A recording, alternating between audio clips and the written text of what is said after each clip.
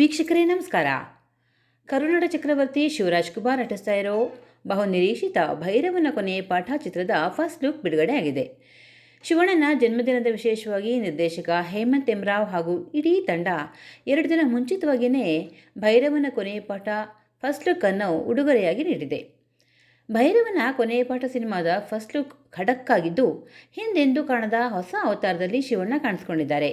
2 ಪೋಸ್ಟರ್ಗಳಲ್ಲಿ 2 ರೀತಿಯ ಲುಕ್ ಮೂಲಕ mass leader ಪ್ರತ್ಯಕ್ಷರಾಗಿದ್ದಾರೆ.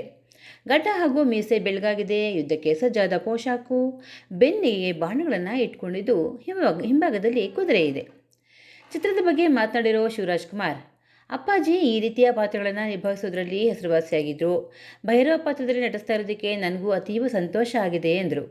Hemant M Rao ಮಾತನಾಡಿ, ಇದು ಕೆಲವು ಶತಮಾನಗಳ ಹಿಂದಿನ ಕಥೆಯನ್ನು ಹೊಂದಿರೋ ವಿಶೇಷವಾದ ಸಿನಿಮಾ ಅಂತ ಹೇಳಿದರು.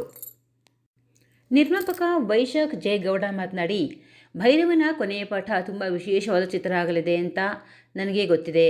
ಚಿತ್ರ ಅದ್ದೂರಿಯಾಗಿ ಮೂಡಿ ಬರಲಿದೆ. ಸೆಟ್ಗಳು, ಸ್ಥಳಗಳು ಎಲ್ಲವನ್ನೂ ದೊಡ್ಡದಾಗಿ ಪ್ಲ್ಯಾನ್ ಮಾಡಲಾಗಿದೆ ಮತ್ತು ನಿಖರವಾಗಿ ಅದನ್ನು ಕಾರ್ಯಗತಗೊಳಿಸಲಾಗ್ತಾ ಇದೆ. ನನಗೆ ತುಂಬ ವಿಶ್ವಾಸ ಇದೆ, ಇದು ಅತ್ಯುತ್ತಮ ಚಲನಚಿತ್ರ ಆಗಲಿದೆ ಅಂತ ಅಭಿಪ್ರಾಯಪಟ್ಟರು. ಹೇಮಂತ್ ರಾವ್ ಅವರು ಈ ಮೊದಲು ಗೋಧಿ ಬಣ್ಣ, ಸಾಧಾರಣ ಮೈಕಟ್ಟು, ಕವಲುದಾರಿ, ಸಪ್ತಸಾಗರದಾಚೆ ಎಲ್ಲೋ, ಸೈಡ್ ಎ ಹಾಗೂ ಸೈಡ್ ಬಿ ಚಿತ್ರಗಳನ್ನು ನಿರ್ದೇಶನ ಮಾಡಿದರು. ಈಗ ಅವರು ಶಿವರಾಜ್ ಕುಮಾರ್ ಜೊತೆ ಕೈ ಜೋಡಿಸಿರೋದ್ರಿಂದ ಸಹಜವಾಗಿ ನಿರೀಕ್ಷೆ ಹೆಚ್ಚಿದೆ. ಭೈರವನ ಕೊನೆಯ ಪಾಠ ಚಿತ್ರವನ್ನು ವೈಶಾಖ್ ಜೆ ಫಿಲ್ಮ್ ಬ್ಯಾನರ್ ಅಡಿಯಲ್ಲಿ ಡಾಕ್ಟರ್ ವೈಶಾಖ್ ಜೆ ಗೌಡ ನಿರ್ಮಿಸ್ತಾ ಇದ್ದಾರೆ. ಈ ಸಿನಿಮಾ ಕನ್ನಡ, ತಮಿಳು, ತೆಲುಗು, ಮಲಯಾಳಂ ಭಾಷೆಗಳಲ್ಲಿ ಬಿಡುಗಡೆಯಾಗಲಿದೆ.